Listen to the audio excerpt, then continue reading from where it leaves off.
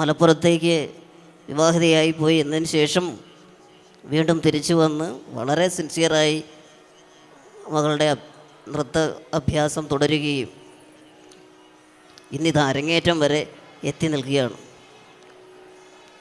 ഒരു കലാകാരൻ അല്ലെങ്കിൽ സിനിമയിൽ നിന്നൊക്കെ അഭിനയിക്കുന്ന ഒരാളെന്നുള്ള നിലയിൽ അല്ല ഞാനപ്പോൾ ഇവിടെ നിൽക്കുന്നത്. നിങ്ങളൊരു ഒരു അതിഥിയെ കാണുന്ന തരത്തിൽ നിങ്ങളാരും കാണണ്ട.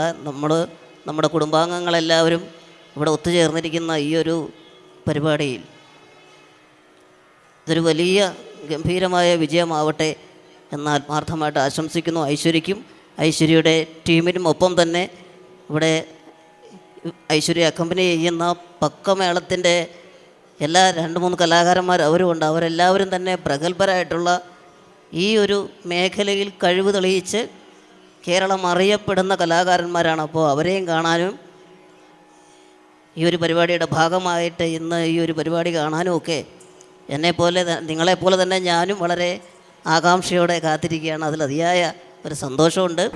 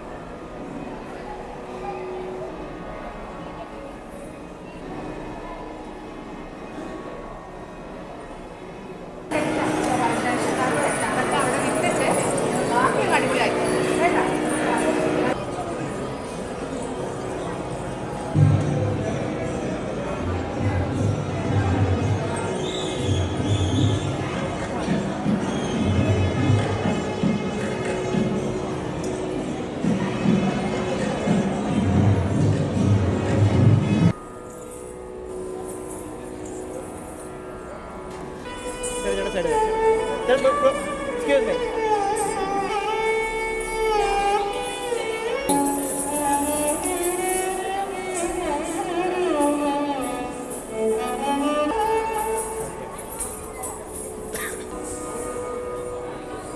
Hello.